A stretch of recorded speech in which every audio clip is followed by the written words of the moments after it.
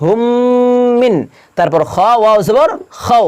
এখানে দেখুন নুন সাকিন দেওয়া রয়েছে, এই নুন সাকিন তানবিন এটা কিন্তু অনেকগুলো কাজ দেওয়া রয়েছে, এটার অনেক নিয়ম নীতি দেওয়া রয়েছে নুন সাকিন তানবিনের। তো নুন সাকিনের পরে কি এসে গিয়েছে? খ এসে গিয়েছে।